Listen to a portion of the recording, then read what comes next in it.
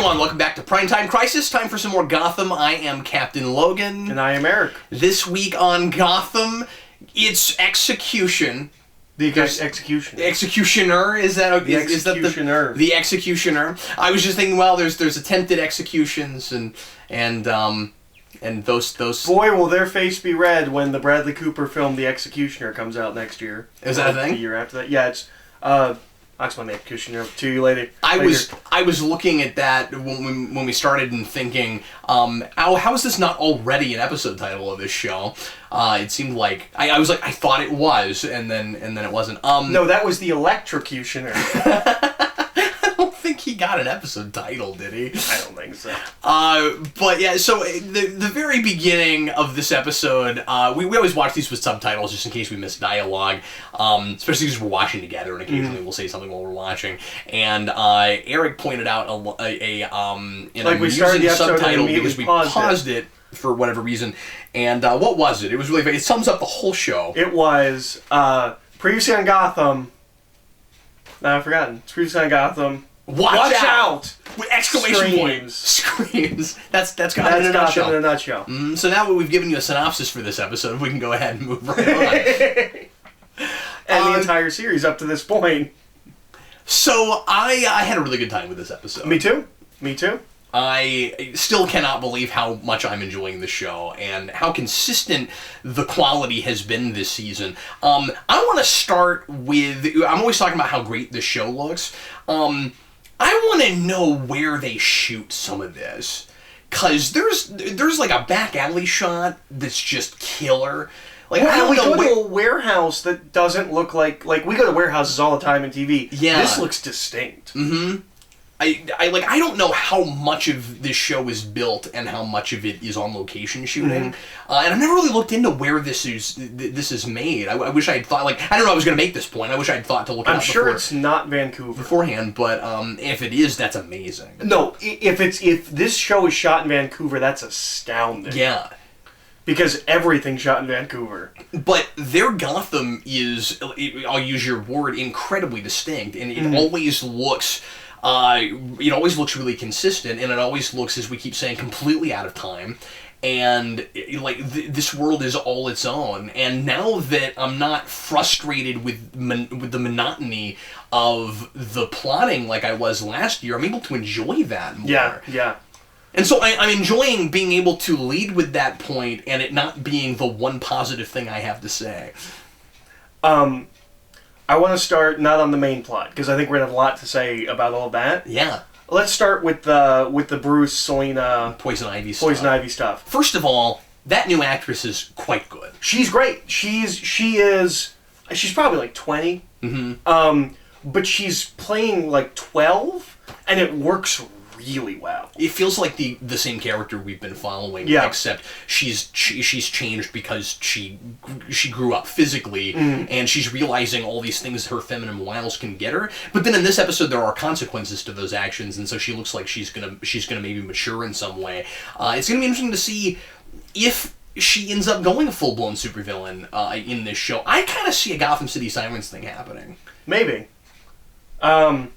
Well, right now with the three of them, we've got kind of Boxcar Children, Hardy Boys kind of That's a good point. Kind of a thing going on. And it's fun because it can't be a love triangle.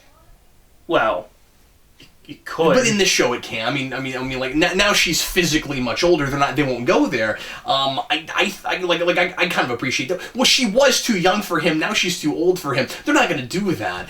And although I did really like the look that Selena gives him when she's like, she does look good. Yeah, I love that. There was a real oh no, don't you? But I'm surprised because once that all started, I kind of expected it to get tedious, and by the end, I was like, I kind of want this trio to be around for a while. Yeah. With arrows in people's eyes. Yeah. The way Kids Mystery should be written. Oliver got there before they did, apparently. And this is Smallville Oliver with the crossbows. Mm-hmm. I don't know what all of that's about.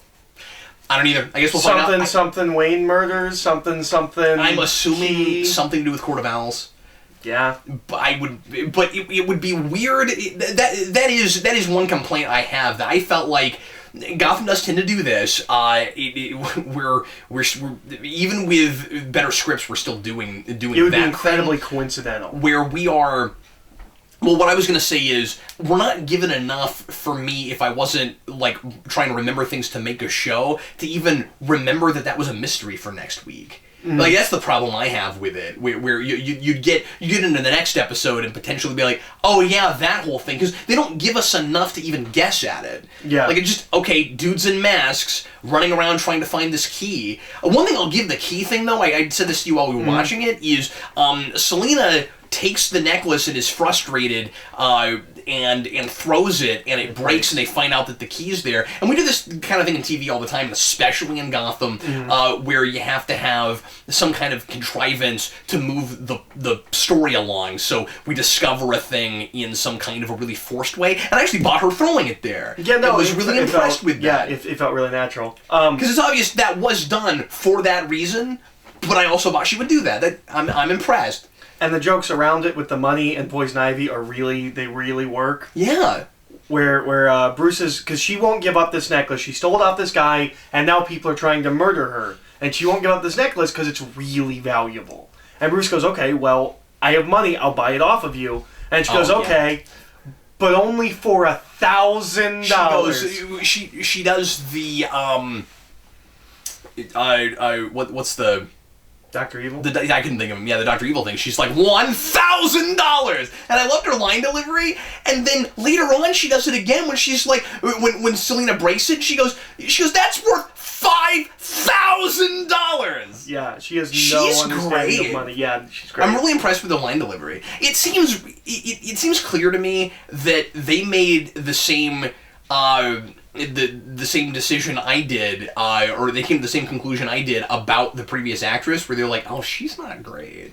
I don't know if this was just a course correction choice. I think it might have been a way to recast. Like, the more we're seeing with that, because it wasn't a way to retcon exactly the character we had. It's still that character. She's still 12 years old. I kind of thought they would age her faster mentally. Yeah.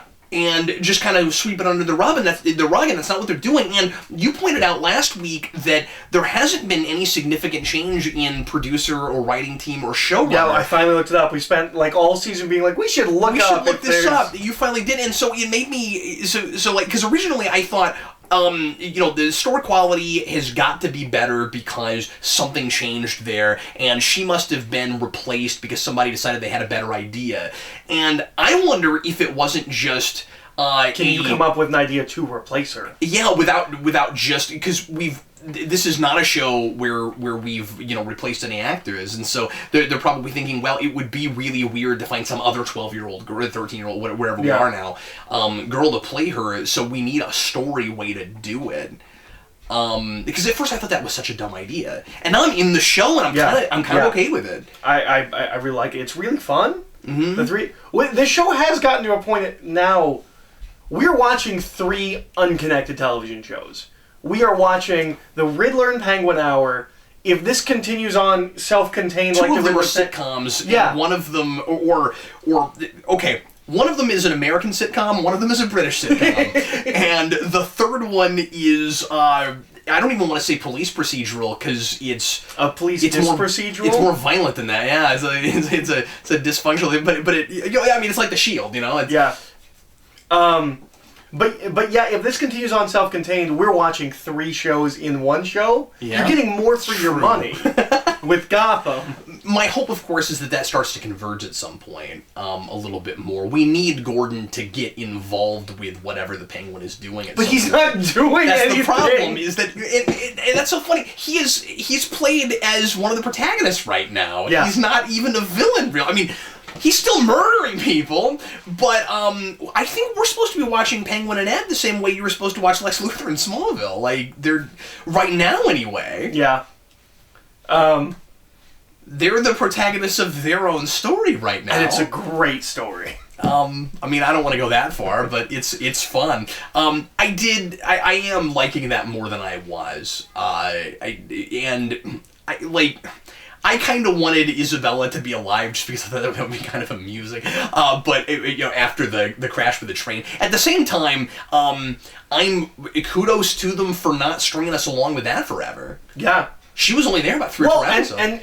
and we used it to tie back into the Butch plot thread that we left behind, and I'd forgotten about until he goes, "I know who did it," and I was like, "Oh, it's Butch," and Penguin's response of, "Well, that makes perfect sense." That was so funny the way he did that. And of course, it's that TV thing of Ed should be able to tell that he is hot under the collar when he says that, but it's also a melodrama, so he can get away with those things. Yeah. I mean, like, Gotham is even almost more critic-proof than it was before, because now it knows what it is, and I can follow it, and I'm enjoying myself while I'm watching it. But it's also impressing me, like I said earlier, with some just general how you get from point A to point B places. Basic tenets of story. Basic tenets of storytelling. Finally observing.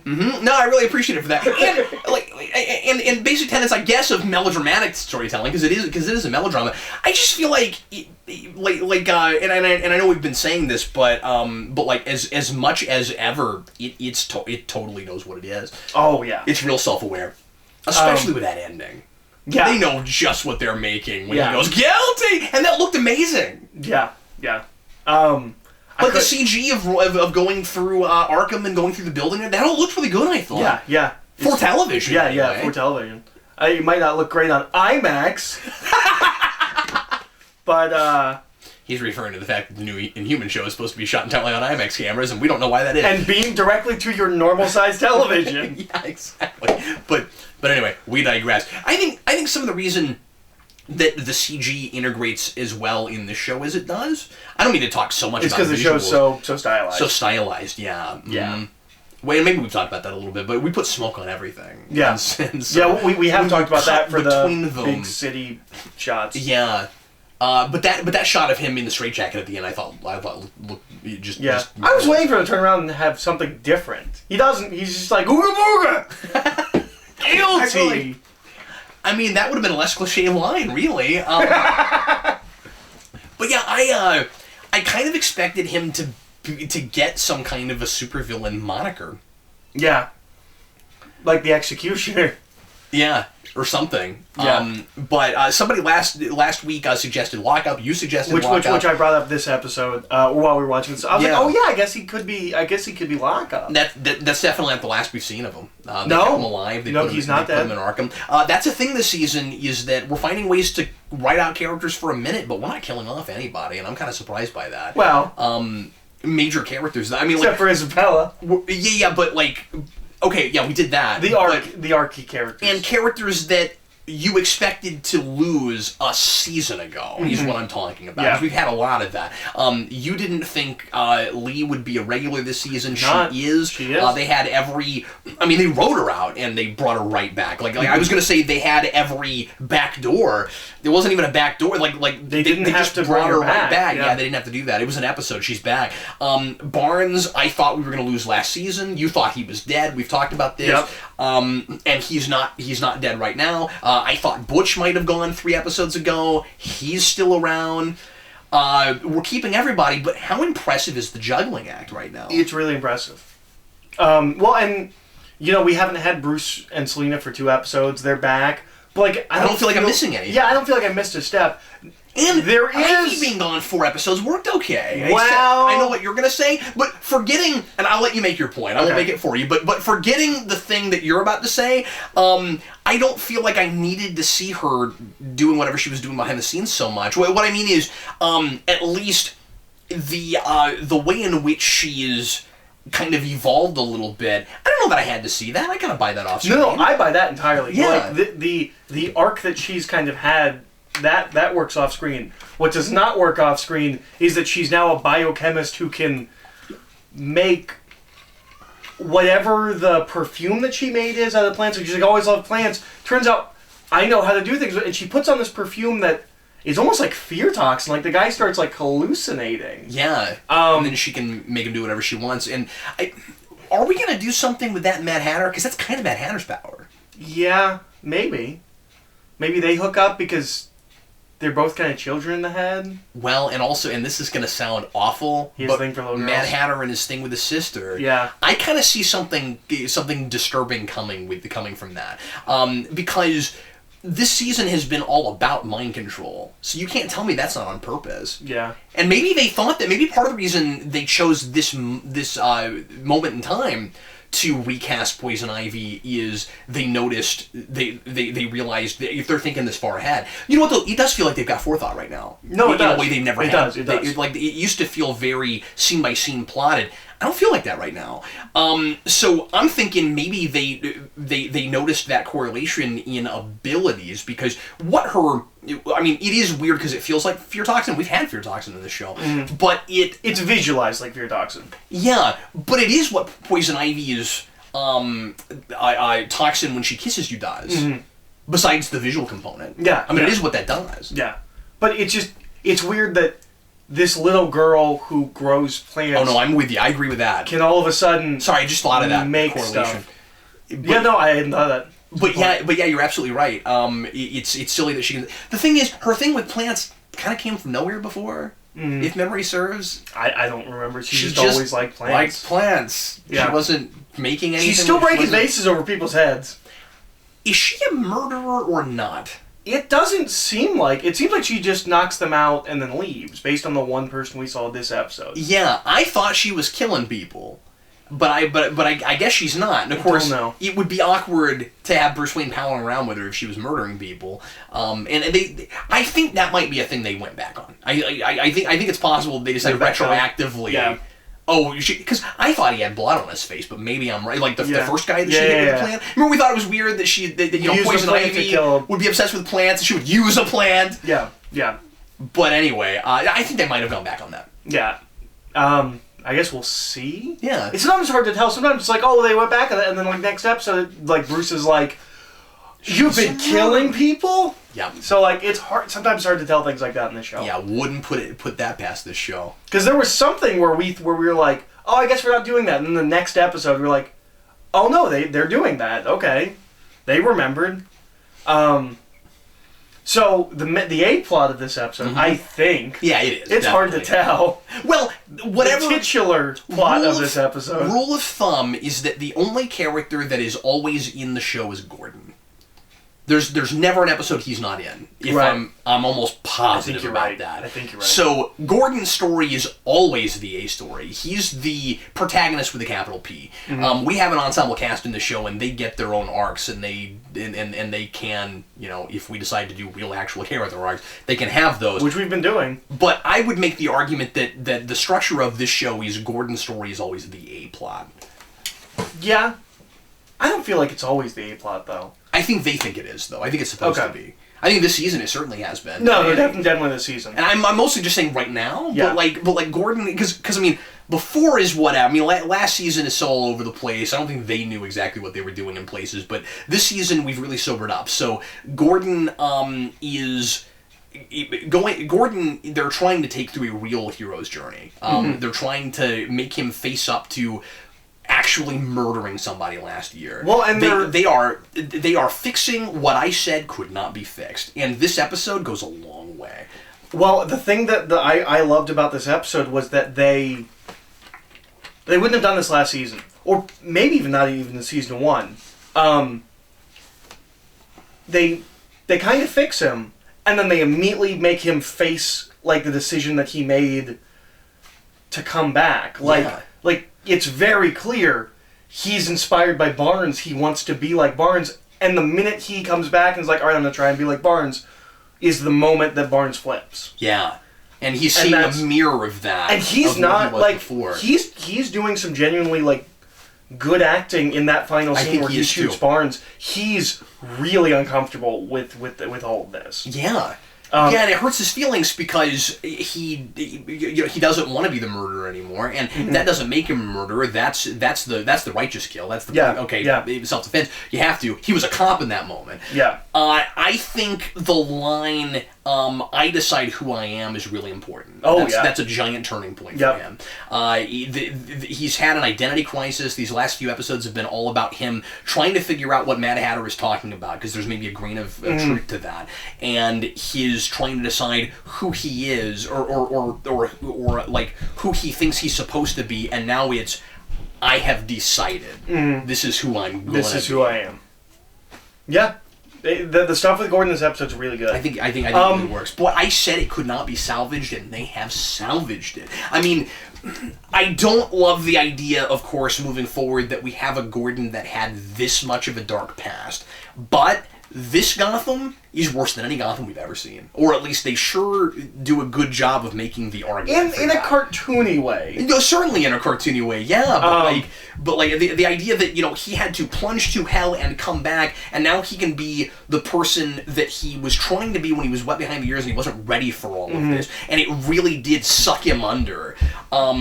Okay, they're making a case for it. And, and I said this with Arrow last week because that's a show that I've been liking more this season, and I think I've been duped a little bit with it. I don't think it's quite as good as I've been. Episodes. I don't think the last couple episodes are quite, but even before that, it was better than last season.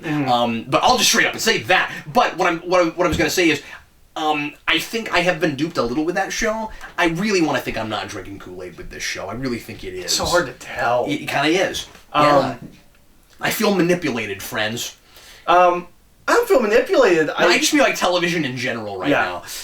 Well, I think there's something interesting to do with a Gordon that's been sucked down. I mean, that's done in Earth 1. We kind of play with that Gordon is a completely broken man. But not a murderer. No. But I certainly think the issue is they didn't tell this story as optimally as they could have. I don't have a problem with a Gordon that when he first comes to Gotham gets sucked into the darkness and builds his way back up. That's fine. And all that, yeah. It's how weird they did it. And they did not... we didn't trust them. We never believed them to come back to this. I didn't think this team could do with this. Yeah. I love what they did with Barnes. That we stopped doing the rage stuff. Once he fully gets there at the end of last episode, he's completely calm and collected. He's not crazy anymore. He thinks he makes sense. It's not like him, he's not doing this anymore. He's not sweating. He's just, this is exactly what makes sense. Because he's accepted it. I would make the argument that, the way I would interpret that is perhaps, because I think it is somewhat interpretable. I think what we were maybe seeing there is his fighting it.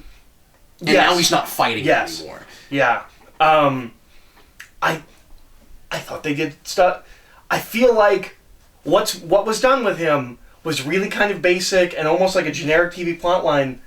I think they did it really well. I do too, and I'm very surprised to say that. Yeah, and it made me so glad to have Chickless. Yeah, because Chickless felt a little wasted last year. Like, he's okay, but that character was kind of nothing. This episode is kind of about how two-dimensional he was. Where he's just, you can sum him up in, he's the by-the-book cop. The end. He is the law. I just loved it. 5 times he says, "I am the law," and I'm like, no, you're supposed to never take the helmet off. Okay? Last year he says, and we've talked about it a little bit this season, and they come back to it. Thank God they talk about it this episode.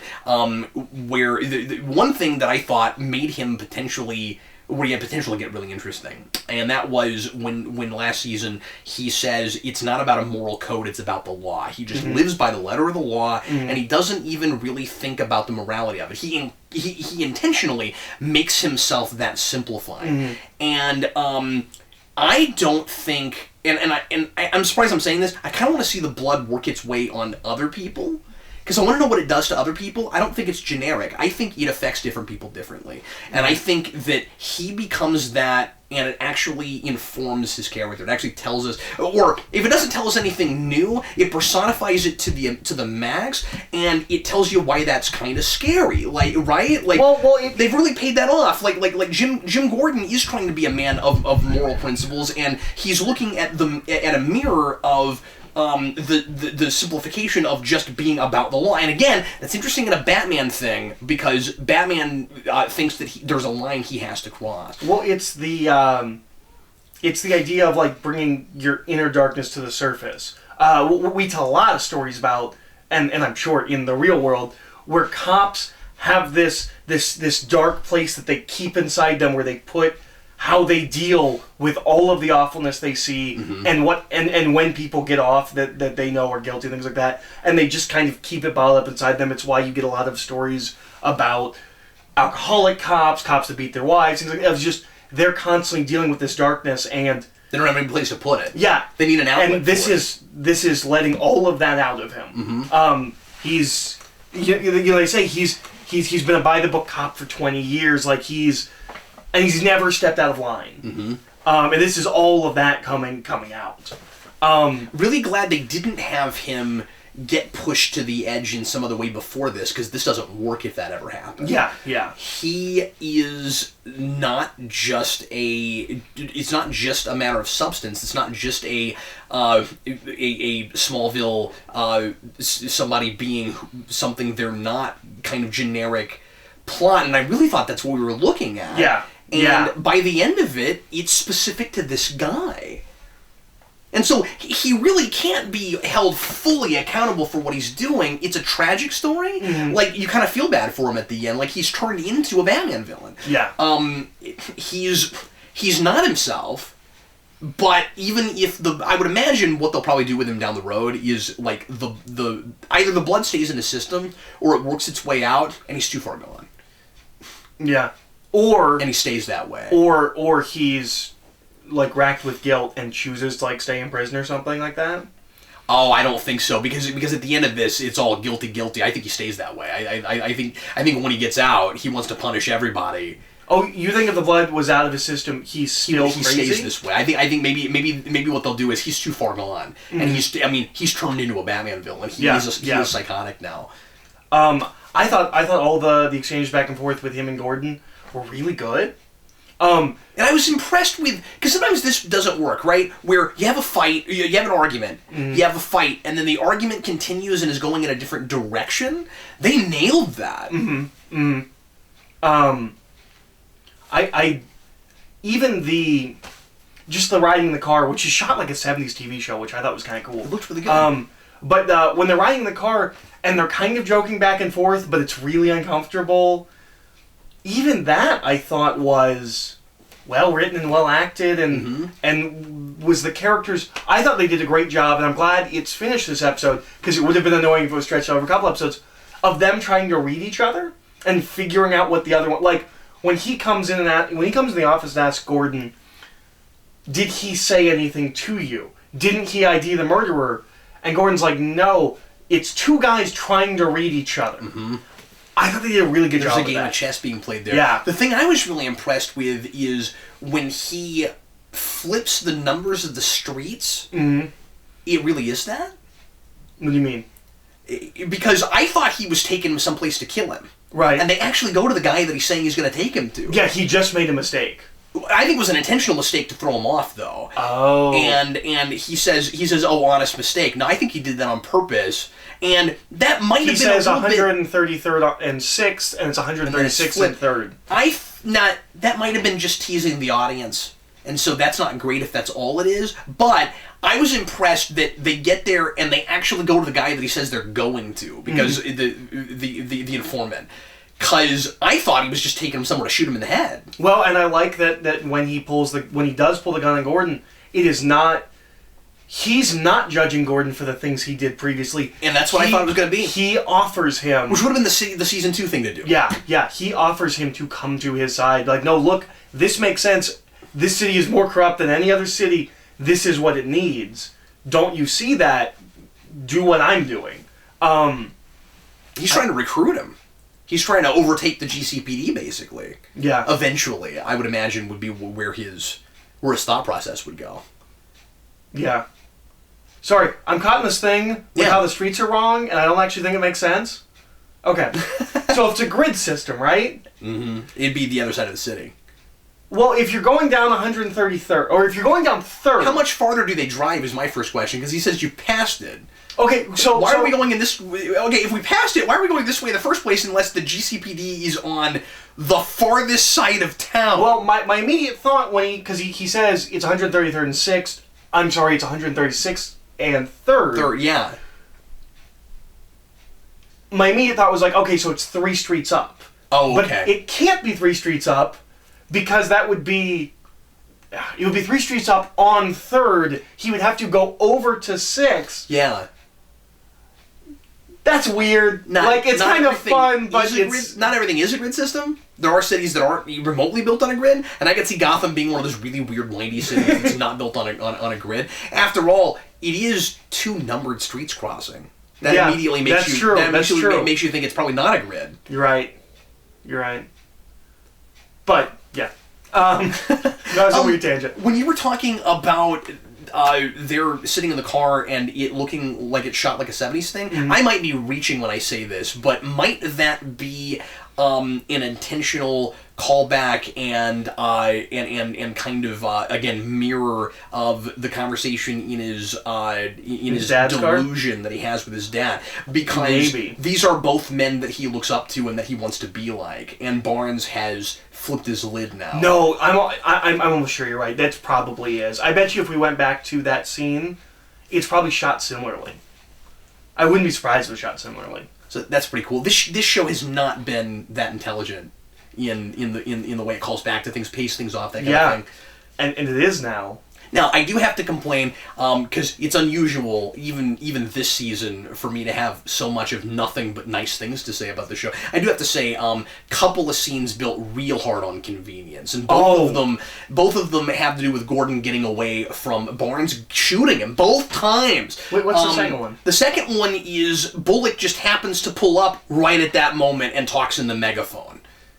Oh yeah, that one didn't bother me as much. It's just as bad in my mind. Really? Yeah, because okay, it's not quite as bad because we know Bullock's going there, but really right at that moment, like he would have shot if it had been 5 seconds later. So no. Okay. That one didn't bother me. It wouldn't have bothered me as much if we hadn't seen it happen already. This episode is the thing. Like I'll give you that one maybe. If it was the first time.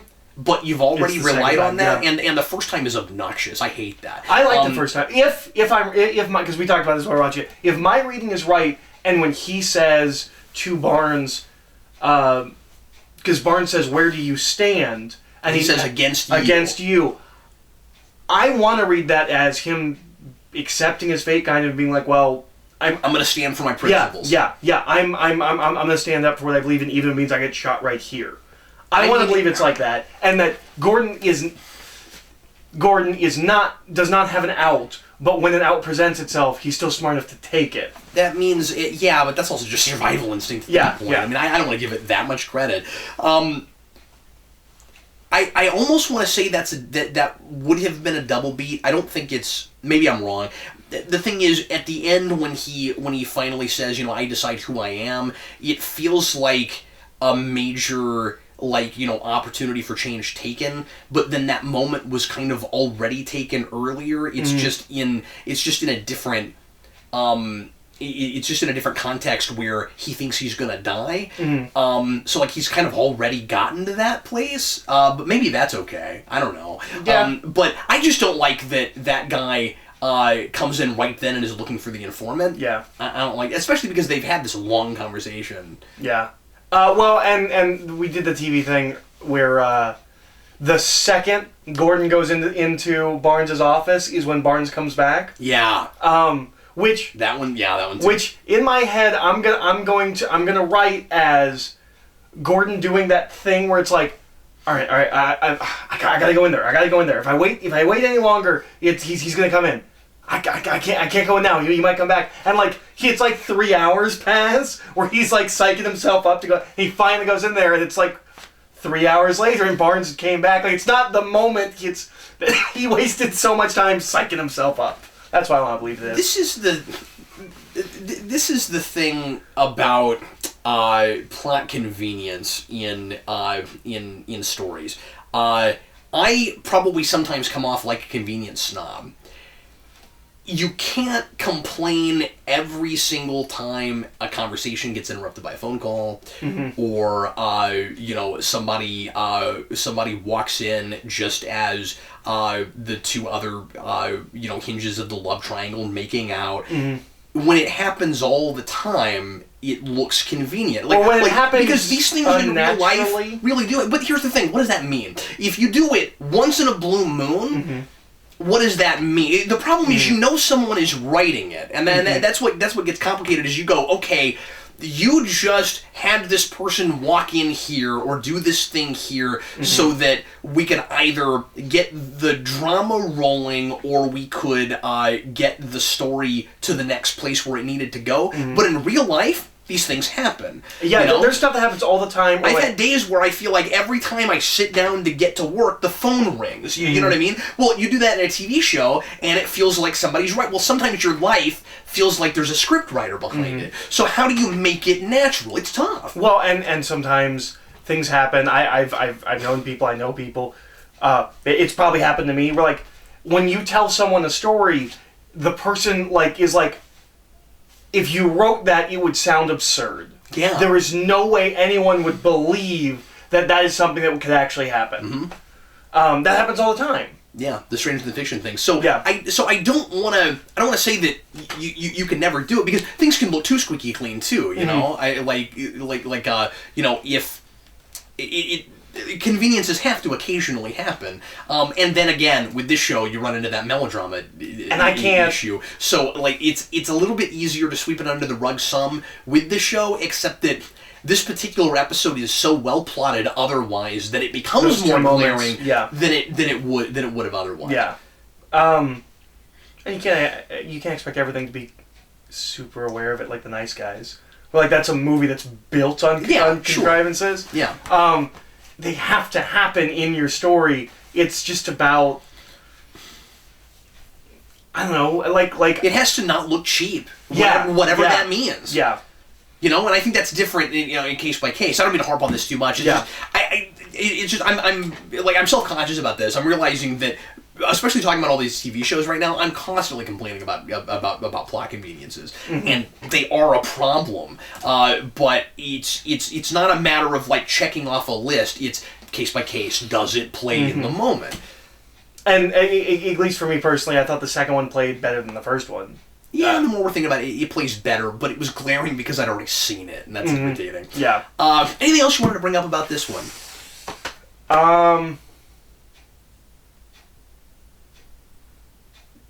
No.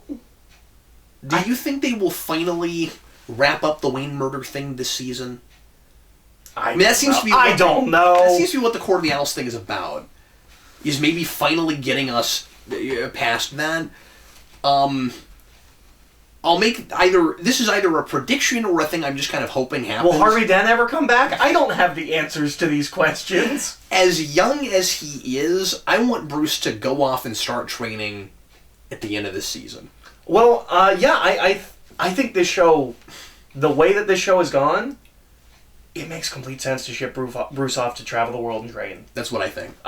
We are already kind of having trouble figuring out what to do with Bruce this season, and I mean the last couple of times we've seen Bruce, it has been better, but it's also what I like about this episode. What I like about the party episode with him and Selena is he feels like a kid.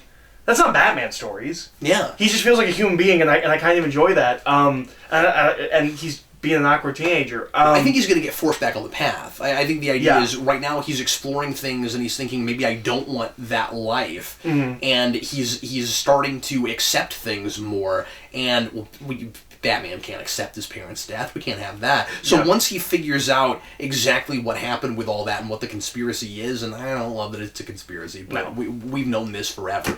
Once he finds out what the conspiracy really is, if that's what happens this season, if they don't stretch it any farther than that, and they've been at a lickety-split pace for this show this season, I think what happens is you get to the end of the season and he and Selena get real serious, and that's when he has to leave.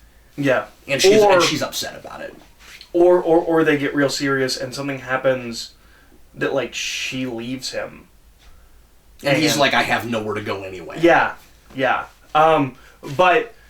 yeah, I could totally see him leaving the show, and I don't think the show would be the worse for it. Well, what I was going to say is I figured he would go off to train, and we just cut to him training over the break, and then he's gone for 3 or 4 months. Or with this show, it could be a year. They love messing around with time. I don't know if there was one this episode. I don't know if 2 years have passed or if 5 years have passed in this show. We found out 5 minutes last episode was 2 hours. Was a full, it was no, maybe it was a couple hours, but yeah, it was. Yeah, it's hilarious. They've done that in Microcosm now. That's crazy. Yeah.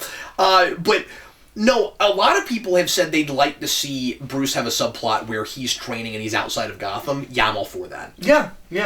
The only problem that I can see occurring with that, or you're right, write him out for a season or two, and then bring the actor back. I mean, that could be really cool. Yeah. Well, and given how quickly he's growing, if he leaves for a year or two, when he comes back, he'll look like a completely different person. But I would love that. Yeah. The problem that I see with sending him off is because I don't want to wait till season 9 or something. I mean, I don't expect Fox to keep this show on that long, but they could. I mean, it's not CW, but they also tend to keep shows on a long time. When they let a show run, it runs forever. No, that's a good point. It's true, but I don't think they need to wait that long, and I don't think it's rushing it to go ahead and do it. No, I don't think so either. My fear with cutting to him training would be... It doesn't feel like Gotham anymore. Well, and... Like, is it just going to be, like, mini-stories that have nothing to do with anything in the rest of the show?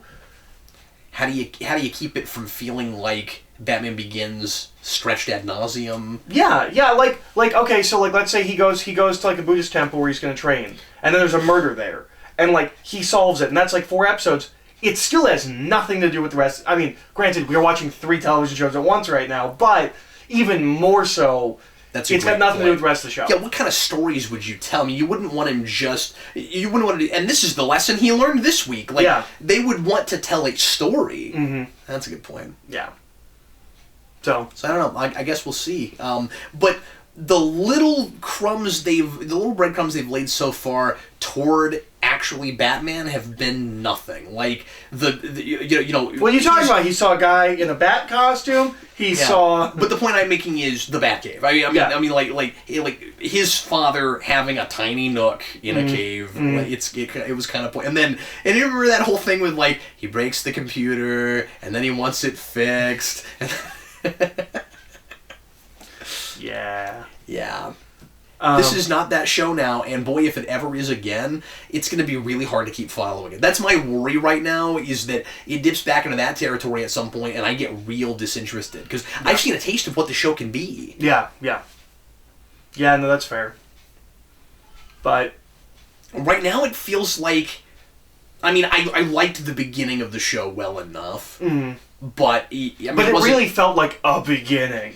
We're going to get to whatever it is you want to do, and it's hopefully going to be interesting. Right now, it feels almost exactly like Star Trek The Next Generation. The first 2 seasons don't work. It finds its stride at the beginning of 3. That's exactly what it is right now. It's really wild. Yeah, they can keep this up. And then they have their little cosmetic changes. They changed the uniforms in the beginning of season 3. Here they age Ivy Pepper. They do their cosmetic changes. And literally cosmetic.